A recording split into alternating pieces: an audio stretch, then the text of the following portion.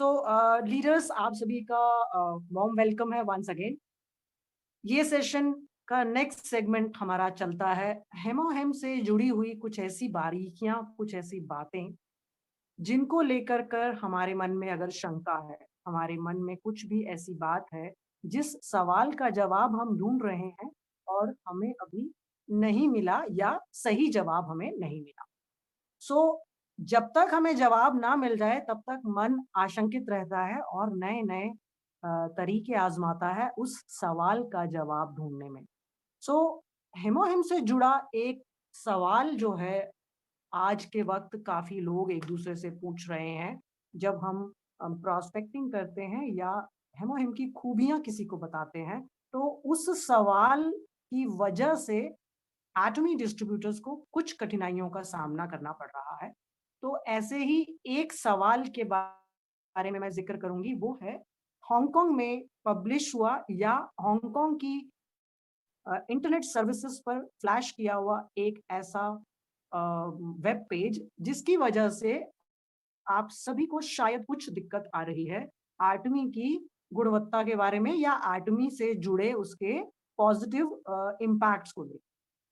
सो इस क्वेश्चन को देखते हुए हमने गुज़ारिश की है अगेन हेल्थ एक्सपर्ट जो स्पीकिंग ट्री पर हमें बार-बार मदद करते हैं, हमारी गुज़ारिश पर आते हैं, वो हैं mister K Vishwakarma, he is sales master एटमी इंडिया। इनके बारे में हम सब जानते हैं, अब ये एक परिचित नाम है स्पीकिंग ट्री के प्लेटफ़ॉर्म पर और टीम मेहर बहुत ही शुक्रगुज़ार है आपकी वैल्यूएबल एडवाइसेज़ का सर, बिकॉज़ स्पीकिंग ट्री के व्हाट्सएप ग्रुप पर आपकी जो एडवाइस है, जो एक्सपर्ट एडवाइस है, वो हम सबकी क्वेश्चंस को आंसर देने में बहुत ही मददगार साबित होती है।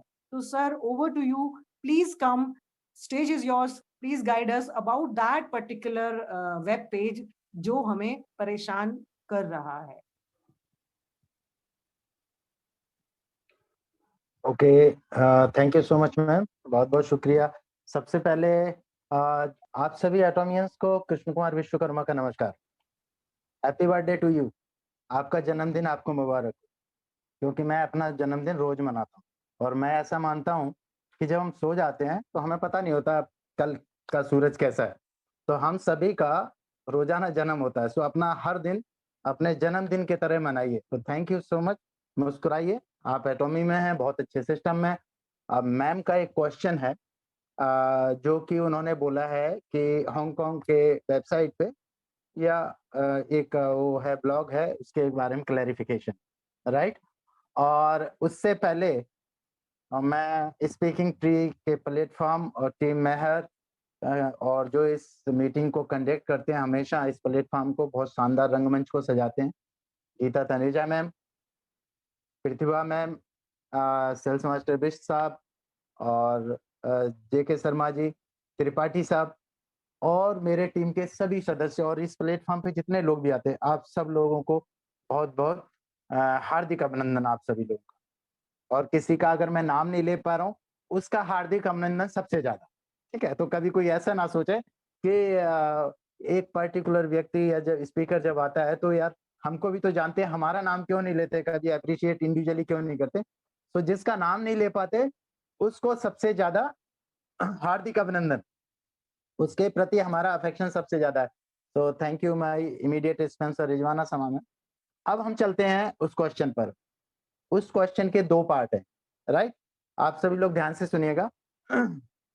हांगकांग के इंटरनेट या सोशल नेटवर्क साइट्स पर एक पोस्ट वहाँ से किसी ने कलेक्ट करी और उसको शेयर किया। और उसका उनका कहना है कि इसके अंदर मेथॉक्सिलेन करके एक इंग्रीडिएंट होता है और वो हमारे किडनी या लीवर को फेल कर सकता है, हमारे ऑर्गन्स को कोलैप्स कर सकता है, राइट? नुकसान पहुंचा सकता है या आपको पीलिया हो सकता है। बहुत सारी चीजें हैं।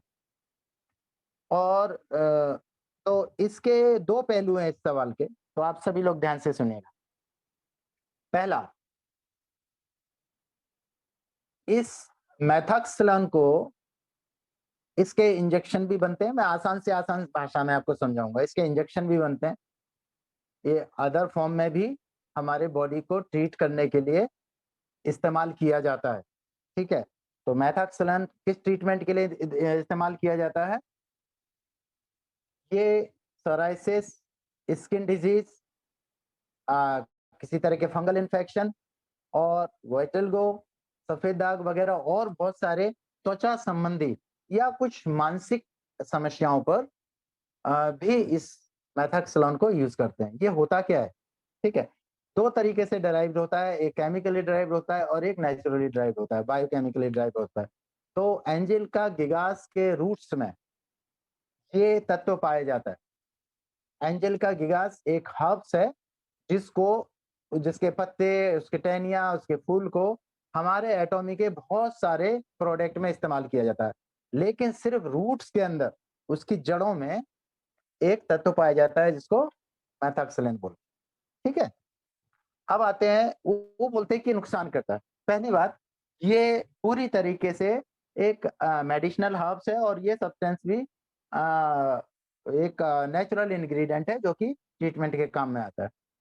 इसकी कितनी मात्रा एडमिनिस्ट्रेशन में लाई जाए, कितनी मात्रा देनी है, एक ह्यूमन बीइंग के लिए सेफ है, और उसके लिए प्रॉपर तरीके से एज ए मेडिसिन ये इस्तेमाल के लिए मेडिकल साइंस के अंदर अवेलेबल है। लेकिन हमारे एंजिलिका गिगास के अंदर नकाई है ना, नकाई क्यों बोला जाता है वो भी बताऊंगा बाद में। मेथॉक्सेलन कितनी मात्रा में एक फंक्शनल इंग्रेडिएंट के तौर पर आपके शरीर में जाना चाहिए? आपको पता भी होगा, आप सभी जानते हैं, हीमोहिम पर्टिकुलर बहुत सारे auto immune disease, disorders, deformities और बहुत सारी तकलीफों को दूर करने में सहायक है। मेरे शब्दों पर ध्यान दीजिएगा, हेल्प करता है। यानी आपको यदि कोई क्रिटिकल इलनेस, सीरियस इलनेस या कोई समस्या है या कोई ऐसी बीमारी है, उसका आपको एक इन ऑर्डर, एडिकेटली, सही तरीके से उसका आपको इलाज लेना पड़ेगा। एक क्लिनिकल मैनेजमेंट में आपको जाना पड़ेगा। आपको फोड़ा है तो आप जाइए डॉक्टर के पास दिखाइए, वो उस पे मैक सेल्फ बांधता है या फिर वो उसको ओपन सर्जरी करता है या फिर उसको लोकल एनेस्थीसिया देता है, उसमें चीरा लगाता है, फिर उसको बेंजोइक एसिड किसी भी चीज से उसको ट्रीट करता है या फिर उसमें सल्फर डाइजिन वगैरह जो भी मेडिसिन लगाता है, ये उसका काम है डॉक्टर का। आपका काम है अपनी तकलीफ को लेके डॉक्टर के पास जाना। जब आप वो इलाज करा रहे होंगे, उसके साथ यदि आप फूड सप्लीमेंट के रूप में ये थेरेपेटिक न्यूट्रिशन लेते हैं जिसमें इतनी हायर वॉल्यूम है, मेडिसिनल वॉल्यूम है, हर्बल मेडिसिनल वॉल्यूम, तो ये क्या करता है, माइक्रो न्यूट्रिशन के रूप में हमारी इम्यूनिटी को इन ऑर्डर लाता है। अगर आपकी इम्यूनिटी लो है तो आप इन्फेक्टेड हो जाते हो, बहुत सारी बीमारियां लग सकती हैं, आपका सेहत खराब हो सकता है। और यदि आपकी इम्यूनिटी हाई है तो आपकी बॉडी रिजेक्ट कर सकती है किसी चीज को अडेप्ट करने से, यानी किसी तरह का इलाज चल रहा है वो भी आपको काम नहीं करेगा। ऑटो इम्यून सिस्टम, अगर आपकी इम्यूनिटी ऑटो इम्यून में है या फिर हाई है, ठीक है, या फिर कोई आप ऐसा मेडिसिन ले रहे हैं, कोई 60% मेडिसिन ले रहे हैं, है ना। जैसे कि आपको किसी ने क्वेश्चन पूछा था ग्रुप में, मैंने रिप्लाई नहीं किया था, लेकिन मैं उसको पर्सनली इसी के साथ इंक्लूड कर दूंगा। जैसे कि सर वो बताया गया कि ये लोग हीमोहिम नहीं ले सकते, या इस तरह का इलाज चल रहा हो, या ये दवाइयां चल रही हो तो आपको हीमोहिम नहीं लेना, है ना। तो उसका भी जवाब दिया जाएगा। तो आपको ये हीमोहिम, क्योंकि पर्टिकुलरली आज जो सब्जेक्ट था, जो गीता मैम ने मुझसे डिस्कस किया था और बाकी जो मैं आपको बताना चाहता हूँ स्पेशली, हीमोहिम या अदर फूड सप्लीमेंट को प्लीज मेरी दरख्वास्त है आप सभी लोगों से, देखा देखी सुनने से या किसी के बोलने से या जल्दी किसी लालच में आकर इसको एज एन मेडिसिन बिल्कुल भी दवा के रूप में प्रमोट ना करें। यहाँ डॉक्टर भी हो सकते हैं, उनका पूरा राइट है, वो कैसे प्रोडक्ट को सबमिट करते हैं, एक मेडिकल फैकल्टी है उसका राइट है, लेकिन कोई और व्यक्ति इसको किसी भी फूड सप्लीमेंट को, चाहे वो ओमेगा हो, चाहे स्पाइरुलिना हो, चाहे आपका न्यूट्रास्यूटिकल मिक्स हो, चाहे वो हीमोहिम। हीमोहिम स्पेशली थेरेपेटिक न्यूट्रिशन है, इसलिए स्पेशली इसको शॉपिंग मॉल पर अलग से लिखा गया है। और एटॉमी के बाकी सप्लीमेंट भी बहुत शानदार काम करते हैं, इसलिए इसके ऊपर सीडीएसईओ सर्टिफिकेट भी लिया गया है एफएसएसआई के साथ। यानी कंपनी ने ये सुनिश्चित किया है कि हमारे प्रोडक्ट फूड सप्लीमेंट में ही रहें, जिससे ये आम आदमी की पहुंच में हो जाए। स्मूथ फंक्शनिंग के साथ-साथ इसकी जो ऑर्डरिंग है, लोगों तक अप्रोच है, वो भी स्मूथ हो। अन्यथा दवाई के रूप में यदि ये रजिस्टर हो जाए, हीमोहिम, क्योंकि पबमेड पे रजिस्टर है ऑलरेडी सिस्प्लेटिन के साथ, अदर कंट्रीज में इसको कोरिया कैंसर हॉस्पिटल में इंजेक्शन सिस्प्लेटिन के साथ चला जाता है, कीमो के साथ ट्रीटमेंट में शामिल किया जाता है। तो यदि इसको मेडिसिनली ही रजिस्टर कर दिया गया, तो जो चीज मेडिसिन होती है उसके लिए क्या जरूरत होता है? डॉक्टर की जरूरत होती है, एक रेगुलर मेडिकल प्रैक्टिशनर की जरूरत होती है, जो प्रैक्टिस में होता है। तो वही उसको प्रमोट कर पाएगा। तो फिर आप और हम इसके डिस्ट्रीब्यूटर नहीं हो सकते, और ये जल्दी और कम पैसे में ज्यादातर लोगों के फायदे के लिए नहीं पहुंच सकता, क्योंकि जब अगर वो डॉक्टर के थ्रू आएगा तो फिर एमआर होगी, फिर मार्केटिंग होगी, फिर तो वो उसकी कॉस्टिंग ही अलग हो जाएगी, राइट? तो ये वजह है कि इसको दवाई नहीं बोलना है। कंपनी ने आपको फूड सप्लीमेंट बना के दिया है, आप इसको खाद्य संपूरक के रूप में ही प्रमोट करें। ज्यादातर लोग, बुरा नहीं मानिएगा, क्योंकि आज का ट्रेनिंग बोला गया था मैम की तरफ से कि मैम सर ये थोड़ा मैसेज क्लियर जाना चाहिए।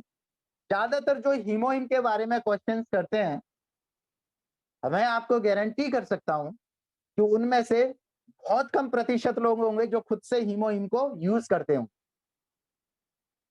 दैट्स व्हाई आप सब लोग टेक्निकल स्पेसिफिकेशन पर जाते हो, टेस्टिमनीज पे जाते हो, या फिर मेंटर से उसकी गाइडलाइन लेते हो। यदि एटॉमी का फॉर्मूला आपने आजमाया, यूज एंड शेयर, तो जब हीमोइन खाओगे तो एक आम आदमी को भी उसके अलग इंप्रेशन आते हैं। जैसे फिजिकल इंड्योरेंस तो सबका बढ़ता है, एनर्जी तो सबकी चेंज होती है, तो फील तो सबको आता है। तो फिर आप उसके टेक्निकल्स पर नहीं जाओगे, फिर तो ये कहोगे श्रीमान ये प्रोडक्ट है, मैंने तो इन चीजों के लिए लिया था और मैं संतुष्ट हूं, और मैं तो ये बच गया दवाइयों के चक्कर में फंसने से पहले, अब बहुत पैसा बच गया और मुझे बहुत फायदा हुआ इससे, और मैं तो इसलिए फूड सप्लीमेंट खाता हूँ। मत बोलिए मैं हीमोहिम नाम की दवा खाता हूँ, मैं ये सप्लीमेंट खाता हूँ, इससे मुझे फायदा हुआ। और ऐसा कोई भी व्यक्ति सुनकर वो आपसे एसोसिएट हो जाएगा इस प्रोडक्ट को लेने के लिए, वो आपका फर्स्ट टाइम कंज्यूमर, जिसको आप प्रोस्पेक्ट बोलते हो, बन जाएगा।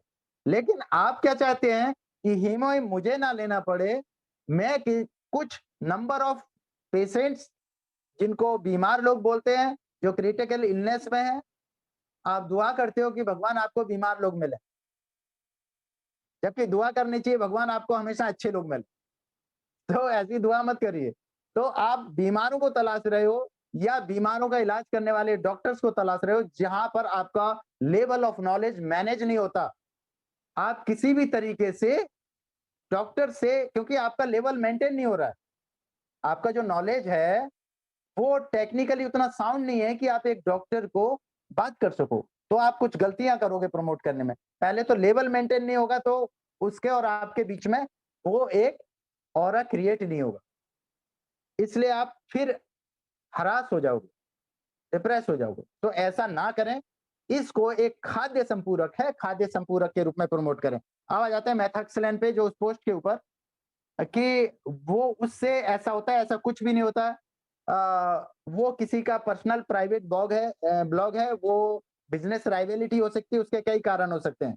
लेकिन जहां तक मैं जानता हूं, वहां पर हांगकांग या जापान में इस प्रोडक्ट को रजिस्टर ना होने का कारण सिर्फ एक ही है कि वो कंट्री चाहती हैं कि जब इसकी इतनी हायर वैल्यू है और ये चाइनीज हर्बल प्रोप्राइटरी आर्टिकल है, तो क्यों ना इसको मेडिसिन में ही आप रजिस्टर करवाइए। और एटॉमी कहती है हम मैस्ट्रीज स्ट्रेटजी पे काम करते हैं, तो हम अपने प्रोडक्ट को, हमने वो सारी मेहनत की है, वो सारी स्टडी एनालाइज किए हैं और सर्टिफिकेशन लिए हैं कि हमारा प्रोडक्ट आम जनता की पहुंच में रहे, डायरेक्टली, इनडायरेक्टली नहीं, डायरेक्टली। तो हम इसको फूड सप्लीमेंट में ही रखेंगे। इसके लिए हमारे पास सारी प्रमाणिकता है और सब कंट्रीज में हम उसको प्रूव कर चुके हैं। जिस कंट्रीज को अगर इसको फूड सप्लीमेंट में नहीं करना है, मत करो। तो ऐसे 2 कंट्रीज हैं, इसका कोई भी साइड इफेक्ट नहीं है। अब आ जाते हैं सावधानी कहाँ बरतनी है। आप सबसे पहले ये देखिएगा, ना सिर्फ हिमोहिम, एटोमी अपने सारे प्रोडक्ट के डिस्क्रिप्शन के साथ आपको पूरा नॉलेज देती है। यानी ये प्रोडक्ट का ओरिजिन क्या है, कैसे बना, मैन्युफैक्चरर कौन है, जेनरिक है या क्या है, इसकी डोज क्या है, इसकी न्यूट्रिशनल वैल्यू क्या है, सप्लीमेंट्री इसके फैक्ट क्या है, इसको कौन ले सकता है, किन चीजों से बनता है।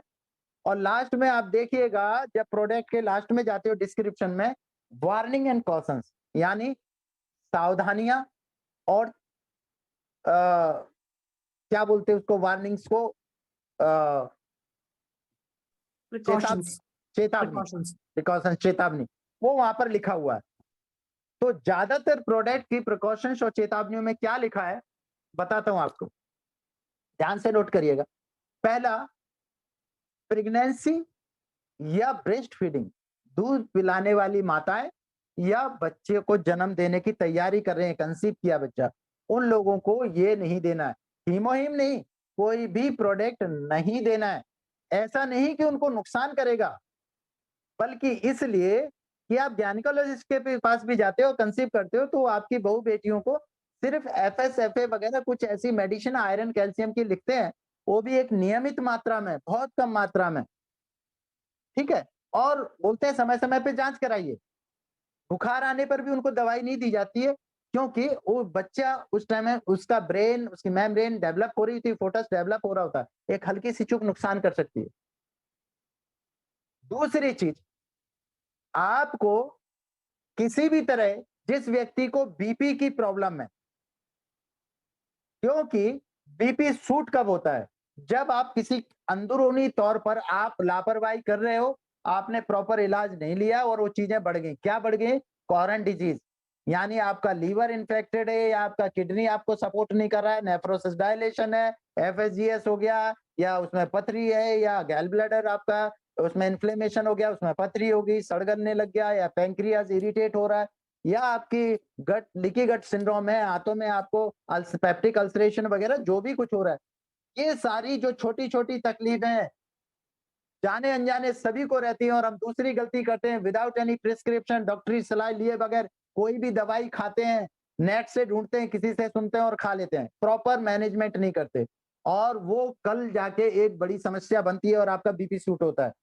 तो बीपी यदि शूट हो रहा है, यानी कम हो रहा है या ज्यादा हो रहा है, तो कुछ ना कुछ आपको सीरियस प्रॉब्लम है।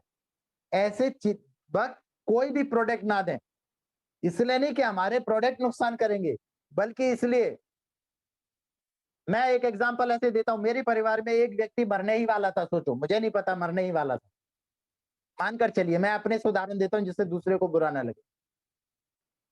और मेरे परिवार में 4 भाई हैं, और भी दूसरे रिश्तेदार नातेदार हैं जो ज्यादा अफेक्शन रखते हैं उनसे, और कुछ शो करते हैं, रखते नहीं लेकिन शो करते हैं। सडनली मैं बाहर से आया, मुझे अच्छा नॉलेज है, और मैंने उनको कोई ऐसा प्रोडक्ट देना शुरू किया कि जिससे उनको रिलीफ मिले, कम से कम आदमी अपनी अंतिम यात्रा में तो आराम करे, उस टाइम तो उसको दर्द तकलीफ ना हो, इतना ही मिल जाए। लेकिन और सडनली उसकी डेथ यदि होती है, तो गॉसिप्स किस तरह से होती हैं, एग्जैक्टली मैं जो बताने जा रहा हूं ऐसे, अरे भाई ये कौन है महाशय, अरे ये बड़े भाई साहब, अरे यार ये ज्यादा ही अपने आप को बनते, अच्छा खासा इलाज चल रहा था, वो तो सो रहे थे, नींद ले रहे थे, ऐसी कोई खास वजह नहीं थी, थोड़ा बुखार बढ़ गया था, चिंता का विषय था, इसलिए सबको बुला लिया था, इनने पता नहीं क्या आके दिया और वे निकल लिए। करने गए थे अच्छा, हो गया बुरा। तो कभी भी किसी को कॉम्प्लिकेशन है कि प्रॉपरली आप पहले अपनी जांच कराइए।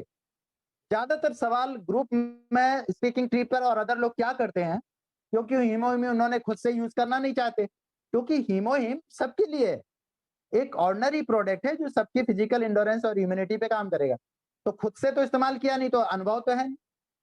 अब वो पूछते हैं सर डायबिटीज पे काम करेगा क्या, सर टाइप 1 पे करेगा कि टाइप 2 पे करेगा, सर ये गैस्ट्रिक की प्रॉब्लम है, सर एक व्यक्ति के आंखों में प्रेशर है, सर एक लेडीज के बच्चेदानी में गांठ है सर, उसको ये फलाने को ये ढिमके को ये ठीक करेगा क्या हीमोहिम?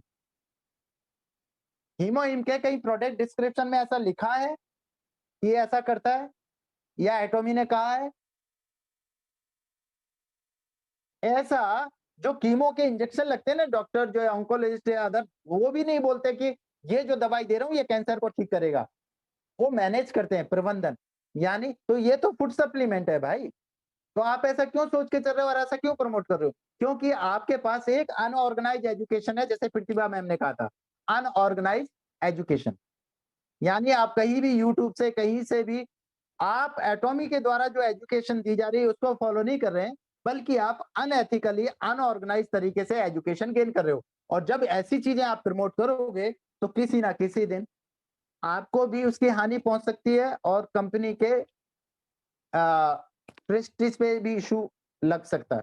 ध्यान रखिएगा, ऐसा ना करें। ये एक प्रोडक्ट है, इसको प्रोडक्ट की तरह इस्तेमाल करो। आपको इसके फायदे मिलते हैं तो दूसरे को प्रमोट करो। और ये दवाई नहीं है, इससे ठीक नहीं होता, ठीक हो जाता है। बहुत सारे लोगों के टेस्टिमनी है, मुझे ऐसा नहीं लगता। मैं क्लियर बोल रहा हूं। मैंने एक व्यक्ति को जिसको रेक्टम कैंसर था 4th स्टेज में, 4थे ग्रेड का, यानी उसको डॉक्टर ने मना किया था, तो उनको हीमोहिम दिया। उनको इतने अच्छे रिजल्ट आए कि जो कि वो एक्सपेक्ट नहीं कर रहे थे। लेकिन कैसे? उनका प्रॉपर तरीके से कीमोथेरेपी चल रही थी, उनका राजीव गांधी कैंसर हॉस्पिटल में इलाज चल रहा था। इलाज के साथ उन्होंने वो लिया तो उनको फायदे आ गए। ज्यादातर कीमोथेरेपी होती तो बॉडी कोलैप्स कर जाती, बहुत सारे लोग डेथ कर जाते हैं, या वो उनका बॉडी साथ नहीं देता, क्योंकि कीमो अच्छे खराब सेल के साथ साथ अच्छे सेलों को भी खत्म कर देता है। तो वो रिजनरेशन ऑफ सेल्स, दोबारा से बॉडी रिवाइव नहीं होती है। इसलिए डॉक्टर भी मना कर देते 3-4 कीमो के बाद, भैया ले जाओ, अब हमारे बस की बात नहीं। तो वो जो बस की बात है, डॉक्टर हाथ खड़ा करे, उसमें ये हीमोहिम मदद करता है। यानी दोबारा से शरीर में वो खराब कोशिकाएं, वो कैंसर युक्त कोशिकाएं ना बने, और दोबारा से आपका शरीर ऊर्जावान हो और आप इस बीमारी से जल्दी छुटकारा पाने में आपको मदद मिले। तो ये इलाज के साथ मदद करता है। एक आम व्यक्ति खाएगा तो उसके लिए जरूर एक तरह का संतावना है, एक तरह की सद्भावना है कि भाई जिसने हीमोहिम रेगुलर ले रहा है, तो हाँ एक चीज है कि उसको किसी तरह का अंदरूनी तौर पे उसकी इम्यूनिटी अच्छी रहेगी, कोई बीमारियां उसको घेरेंगी नहीं। तो इस तरह का ये प्रोडक्ट है। तो आपको प्रोडक्ट को प्रमोट करना है इस तरीके से। तो मैथाक्सलोन किसी तरह का ऐसा प्रोडक्ट नहीं है। कोई भी प्रोडक्ट, श्रीमान आप शहद ज्यादा खा लो, पूरी बोतल पी जाओ, आधा 1 किलो घी पी जाओ, 3-4 लीटर दूध पी जाओ, तो आप बीमार पड़ जाओगे। अति किसी भी चीज की खराब होती है ना? तो उसी तरीके से ये जो मैथाक्सलन सब्सटेंस है वो ऐसा है, इसकी जितनी अनुमति वाली क्वांटिटी है, जो वॉल्यूम चाहिए, उससे भी कम मात्रा हीमोहिम के अंदर है। और वो इसलिए है कि पर्टिकुलरली सोराइसिस, स्किन जैसी समस्याओं पर ये आपको मदद करता है। अब ध्यान देने वाली बात स्पेशल क्या है? कोई भी बीमार है तो आपको डॉक्टर को कैसे अप्रोच करना है, आपको लोगों को अप्रोच कैसे करना है? आप वो प्रोडक्ट आप हवा में मत बताइए, प्रोडक्ट आपके पास होना चाहिए। आपके कुछ व्यक्तिगत टेस्टिमोनियल होनी चाहिए, यानी आप कॉन्फिडेंटली बता पाओ किसी को, ना कि ये सुना सुनाया। आप नैनीताल गए कभी नहीं हो, लेकिन आपने नैनीताल की खूबसूरती बतानी शुरू कर दी, तो दूसरा व्यक्ति पता चला नैनीताल की जगह बालटाल पहुंच जाएगा। तो यदि नैनीताल गए हो तो नैनीताल के बारे में बताइए, यदि हीमोहिम आपने इस्तेमाल किया तो उसके बारे में उतना बताइए। और जो व्यक्ति इसको चाहता है, किसी को कोई तकलीफ है, बीमारी है, आप सद्भावना के रूप में उसको दे रहे हैं, बिल्कुल दीजिए। ये प्रोडक्ट है श्रीमान, ले जाइए। आप अपने फिजिशियन या डॉक्टर या जो इनको मेडिकल केस को देख रहा है, आप उनको दिखाइए। इलाज के साथ साथ, ध्यान दीजिए मैं क्या बोल रहा हूं, इलाज के साथ साथ, एक सही चिकित्सा के साथ साथ आप इसको देंगे तो आपको, यदि वो चीज 1 साल में ठीक होनी है या 1 महीने में ठीक होनी है, तो वो आपको 20 दिन में ठीक हो जाएगी। अगर 1 साल में ठीक होनी तो वो 3 महीने में ठीक हो जाएगी। तो ये मदद करता है। हेल्प आउट करता है, ये आपकी इम्यूनिटी पे काम करता है। दूसरा, surfactant medicine, auto immune system. Auto immune disease क्या होती है, इसको मैं पहले भी बता चुका हूं आपको। यानी ऑटो इम्यून मतलब जब चीजें आपको, आपका शरीर चीजों को अडेप्ट ना करे, किसी इलाज को अडेप्ट ना करे, किसी के कंपेटेबल ना हो।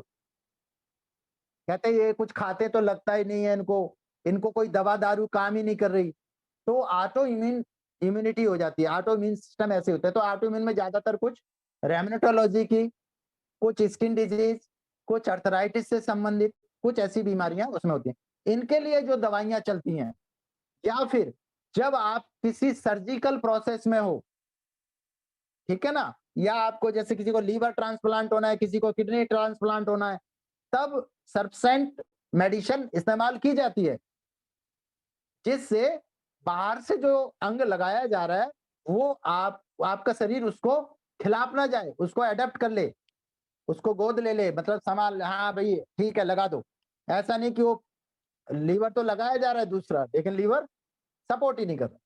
तो ऐसे टाइम में वो कुछ मेडिसिन दी जाती है जहां पर आपकी इम्यूनिटी को थोड़ा सा डाउन किया जाता है। ऐसे स्थिति में जब इतना क्रिटिकल इलनेस, तो उस ऐसे समय में अपन आप क्यों डॉक्टर बन रहे? तो टेस्टिमोनियल, एक एथिकल टेस्टिमोनियल क्या होता है?